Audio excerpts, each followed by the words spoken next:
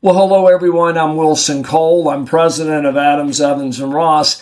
And I want to talk to predominantly our staffing clients. Half of our clients are staffing firms, half of our clients are recruiters. As a general rule, recruiters don't use funding companies, back office, payroll companies, and they don't typically use factoring companies. Sometimes they may have a line of credit, so this may affect them as well. But predominantly, let's take factoring companies specifically and funding and factoring companies. What happens is we get a staffing firm in here that's using a back office or funding company. The debtor owes them, I'm just going to use round figures. Let's say they owe you $10,000. After 90 days, that funding company charges it back, that $10,000 back to you, and offsets the $10,000. They're free. They're now out of the trap of carrying your bad paper. And a lot of clients say, well, hey, Wilson, I want you to collect on this. If it is a funding company or a back office, and then sometimes banks, but typically on funding and back office companies, they're the ones that own the debt. And even though they charged that receivable back to you and they offset it, they still own that debt as part of their collateral. And so we've had clients turn over accounts to us, and if we hear that there's a funding company, we always have to go to the funding company and say, hey, will you guys sign off to where we can collect this? Because technically, they are the ones that owe the debt.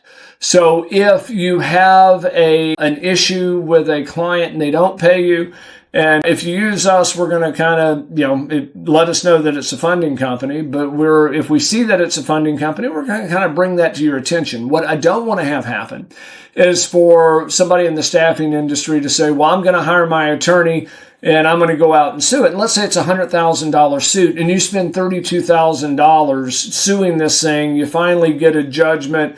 The debtor negotiates out, let's say $70,000 and they pay you, or midway through it, the funding company comes back and says, well, you can't take that money. We own that as a receivable. Yes, we charged it back, but we own all of your receivables.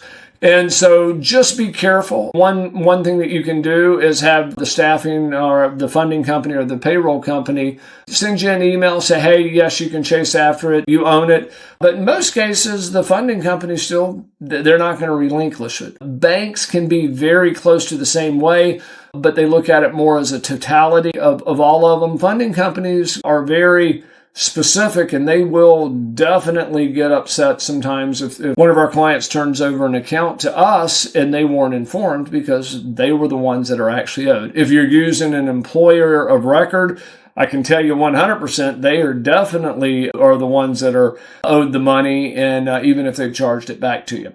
If you have any questions on your specific collection issue, give me a call or either visit our website. You can visit our website at staffingdebt.com and book a 30-minute consultation for either myself or one of our attorneys, and we'll discuss the specifics of the case with you. And if there is a funding company, let us know that you use a funding or a factoring company or a bank, because at least that way we've identified it, and we'll have some systems that can make sure neither one of us have any issues as this thing progresses through collections. Hey guys, it's Wilson again, and this video was brought to you by Adams, Evans, and Ross. And if you like the video, please make sure that you click on the subscribe button and also like the video. If you have any questions or comments, please leave those below as well. If you'd like to learn more about our company, please visit our website at staffingdebt.com. And also remember, if there's no collection, there's absolutely no cost at all.